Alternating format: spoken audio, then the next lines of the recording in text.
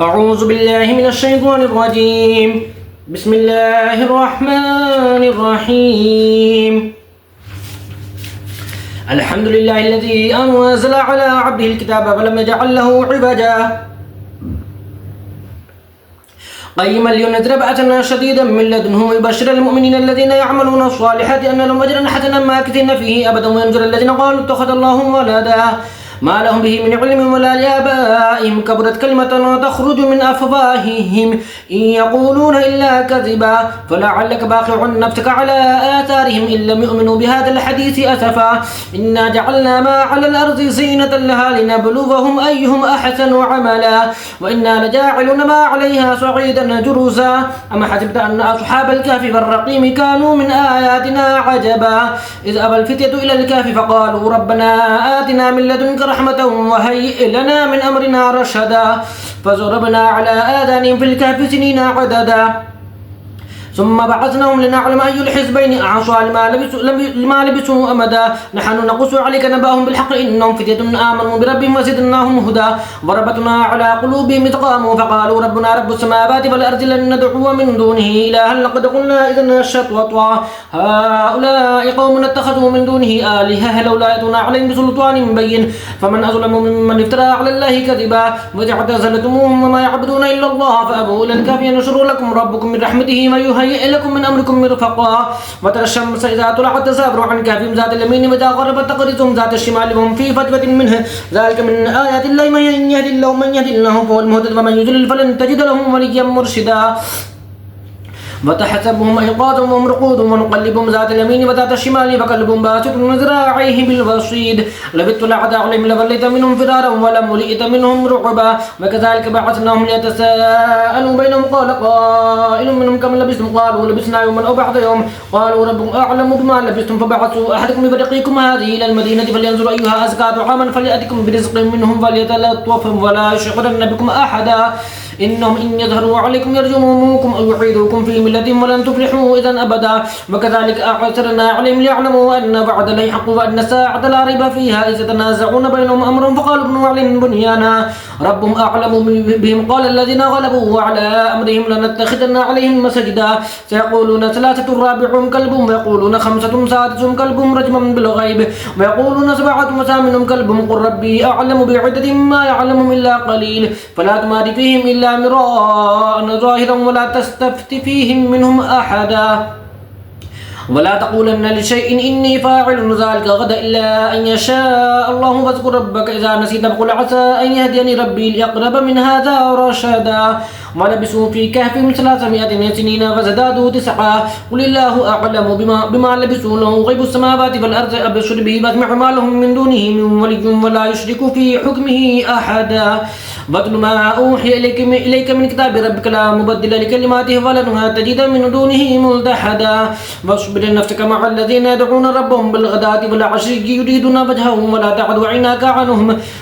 تريد زينة الحياة الدنيا ولا تطع من أغفلنا قلبه عن ذكرنا واتبع هواه ما كان أمره فرطا وقل الحق من ربكم فمن شاء فليؤمن ومن شاء فليكفر إنا أعتدنا للظالمين نارا أحاط بهم سرادقها وأن يستغيثوا يغاثوا بماء كالمهل يشوي الوجوه بئس الشراب وساءت مرتفقا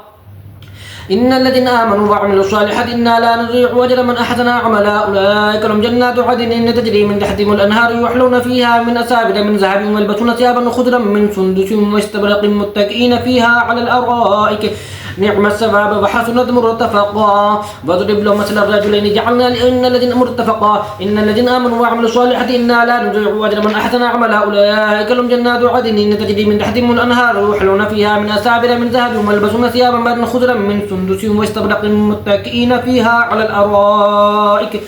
نعم الثواب وحسنت مرتفقا واضرب لهم مثل الرجلين جعلنا لأحدهما جنتين من أعناب وحفظناهما بنخل وجعلنا بينهما زرعا كلتا الجنتين آتت أكلها ولم تظلم منه شيء وفجرنا خلالهما نهرا فكان له ثمر فقال لصاحبه وهو يحاوره أنا أكثر منك مالا وأعز نفرا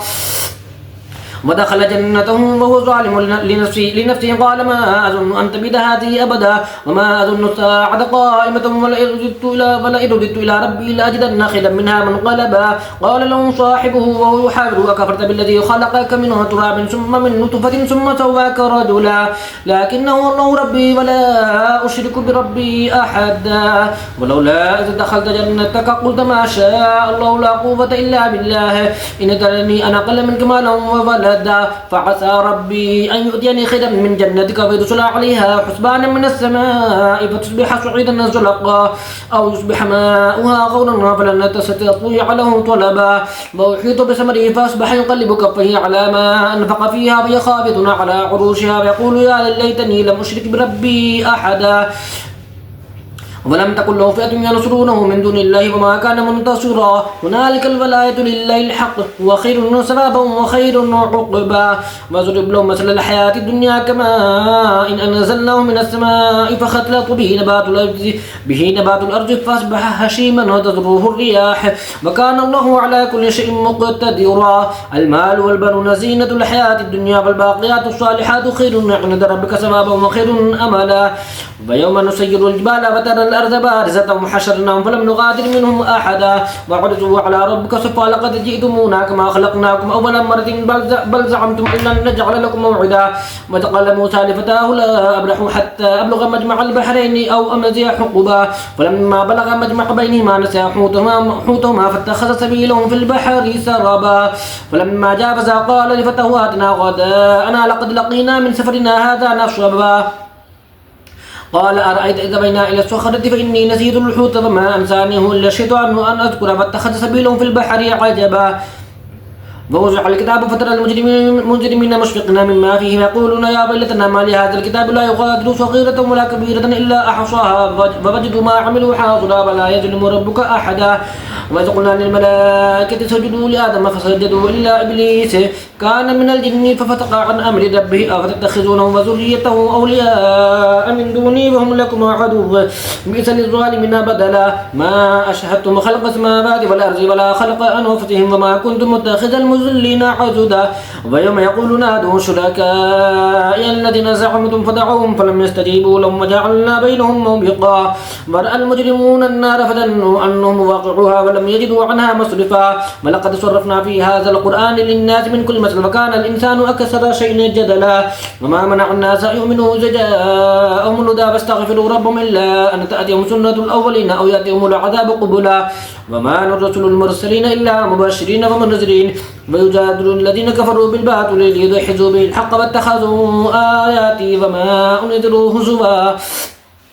ومن أظلم ممن ذكر بآيات ربه فأعرض عنها ونسي ما قدمت يداه إنا جعلنا على قلوبهم أكنة أن يفقهوه وفي آذانهم وقرا وإن تدعوهم إلى الهدى فلن يهتدوا إذن أبدا وربك الغفور ذو الرحمة لو آخذهم بما كسبوا لعجل لهم العذاب بل لهم موعد لن يجدوا من دونه موئلا وتلك القرى أهلكناهم لما ظلموا وجعلنا لمهلكهم موعدا وقال موسى لفتاه لا أبرح حتى أبلغ مجمع البحرين أو أمضي حقبا فلما بلغ مجمع بينهما نسيا حوتهما فاتخذ سبيله في البحر سربا فلما جاوزا قال لفتاه آتنا غداءنا لقد لقينا من سفرنا هذا نصبا قال أرأيت إذا بينا إلى الصخرة فإني نسيت الحوت فما أنسانيه إلا الشيطان أن أذكرها واتخذ سبيله في البحر عجبا قال ذلك ما كنا نبغي فرتدا على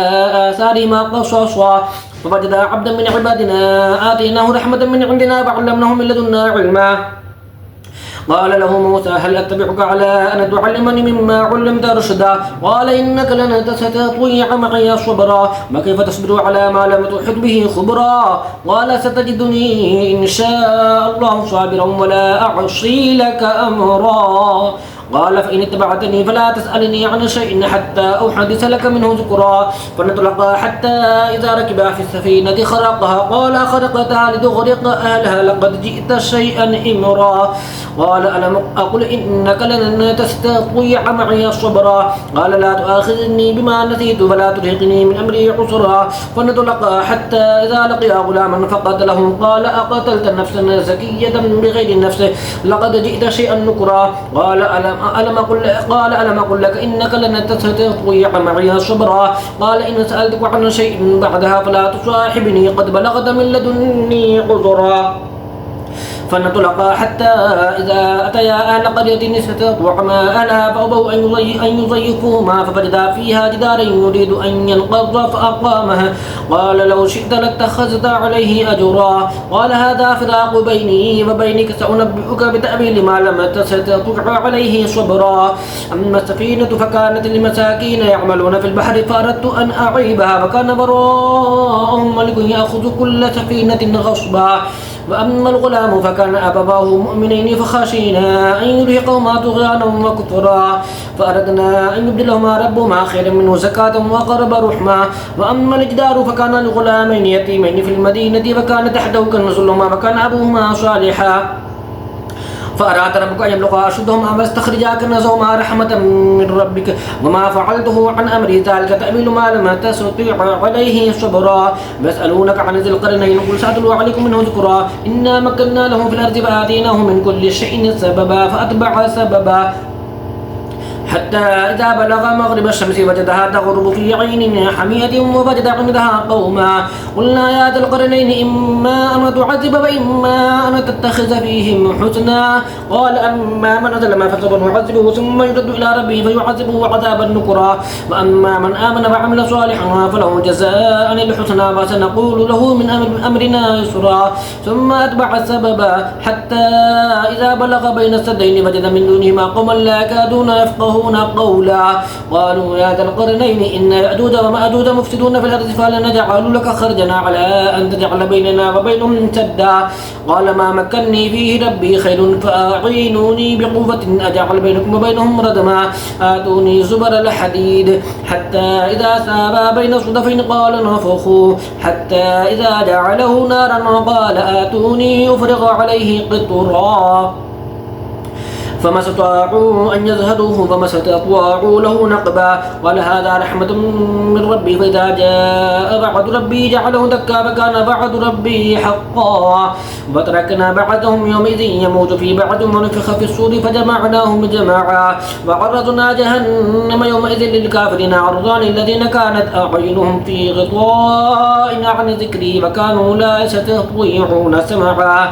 أفحسب الذين كفروا أن يتخذوا عبادي من دوني أولياء إنا أعتدنا جهنم للكافرين نزلا. قل هل ننبئكم بالأخسرين أعمالا الذين ضل سعيهم في الحياة الدنيا وهم يحسبون أنهم يحسنون صنعا. أولئك الذين كفروا بآيات ربهم ولقائه فحبطت أعمالهم فلا نقيم لهم يوم القيامة وزنا. ذلك جزاؤهم جهنم بما كفروا واتخذوا آياتي ورسلي هزوا. إن الذين آمنوا وعملوا الصالحات كانت لهم جنات الفردوس نزلا خالدين فيها لا يبغون عنها حبلا.